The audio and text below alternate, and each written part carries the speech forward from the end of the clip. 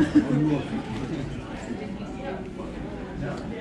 right, we're going to try to stay on schedule here. I have the first of two of Stephanie Arsenault's talks. This one on what everybody loves to talk about, metadata.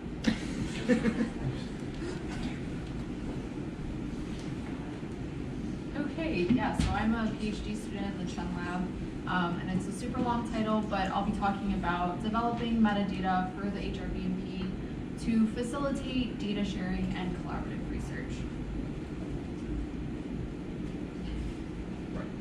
Okay, so Young and Greg kind of already covered the HRBMP, but just to really highlight these 4 surveys are the main core surveys that will be developed metadata for. There's also a sturgeon tagging program, a couple different stock assessment programs, and some impingement and entrainment programs. So kind of like Young and Greg have already highlighted, it's a pretty complex database with a lot of moving parts that had a bunch of changes over time. So a little bit about metadata for those who don't know. What is it? It's the data about the data in the simplest terms. So it should document all the variables that were collected. So for the Long River survey, the database has over like 80 columns of different variables. It needs to provide the relevant background information, so detailed information about how the data was collected, when the data was collected, and if there were changes over time. It should explain any data processing. So, for example, the calibration project, if that had a metadata record for it, it would explain all the data processing steps that went into generating the calibrated data. And it should be informative and easy to use. So it needs to cover all of the required information and should be easy to use by the people who are creating the metadata and then potential end users. So why specifically this long-term monitoring program needs metadata? It's a complex and large database that's already kind of been talked about. There were a bunch of changes in survey protocols.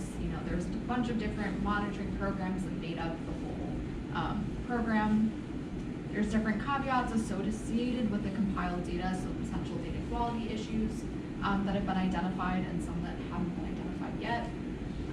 And it's difficult for the common user. It took our lab a little bit to compile the data, wrap our heads around it, and really get a feel for the data that we were going to be working with. So we used this multi-step approach to develop the metadata. I'll go into detail about some of the different steps. But basically, we identified potential ways to format the metadata. We involved potential stakeholders. We developed these metadata prototypes and then sent them out to stakeholders for feedback before developing the final metadata, just to really ensure that the people who would be using the metadata had impact and a say into how the final products were developed. So for identifying the metadata models, I know this is not the most glamorous part of this talk, but we selected 5 different metadata models. So the first 2, the FGDC and the ISO, are typical standards for how metadata is presented, used by different federal agencies. Like the USGS uses the FGDC model.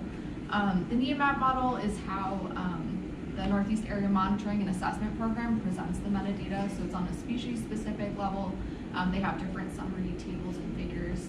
And so we had a combination of the 2 different traditional metadata records combined with the more visual components. So we identified different metadata reviewers from different state, interstate, and federal agencies, academia, nonprofits, and industry. We originally reached out to a pretty wide pool of people, and I think by the end of it, we only got feedback from 8 or 10 people. But we tried our best to get a wide range of people to look at and be involved in this process. So to make things easier for ourselves to develop these prototypes, we took a subset of the HRBMP data. We used a subset of the Long River survey data, and the data subset was actually stuff I was using already, so it was nice for my end. So we used bay anchovy data, just looking at eggs, data collected at night, gear was the Tucker trawl, and using 1982 through 2017. So using this subset, we developed the different prototypes, so 5 in total, and we only used 9 of the original variables. So when we developed the prototypes, we didn't develop metadata for all 80 plus variables. We only used 9, really capturing the critical spatial and temporal variables that someone might need when they were reviewing a metadata record to get a feel for the data. We consulted with stakeholders, so we developed this suite of products. So we have the metadata prototypes were provided in XML and HTML format. Those are kind of the traditional ways that a metadata record is presented. We came up with descriptions of the survey. We have a data dictionary that includes, detailed information about every variable. We have a timeline of survey protocol changes, so detailed information how the survey was conducted year to year, and if there were any changes, between years. And then we also created and sent a survey out to the metadata reviewers. So the winning metadata model was the FGGC and NEAMAP, so combining the detailed information, kind of clunky, of a traditional metadata record with some summary figures and tables, which is kind of how the NEAMAP metadata is presented. So trying to get a good combination to have more visual impact, but still provide enough information for people who will be using the data. So we developed the final metadata, so did it for the Long River survey, the Fall Juvenile, the Beach Sand, and the Water Quality survey, those 4 core surveys.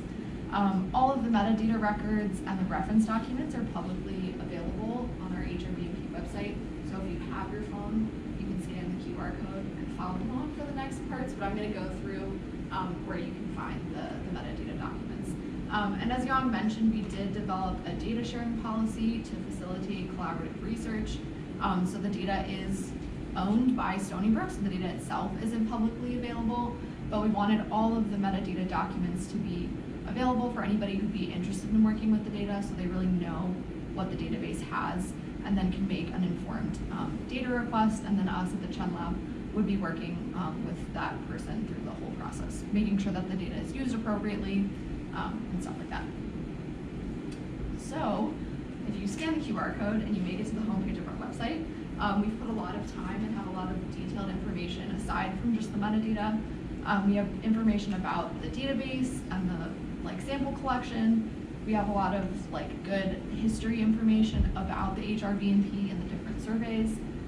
We talk about all the different research and outreach events that we've gone to, and have where all of our publications are. So if you click on the database tab, it'll take you to this overview, what is the database,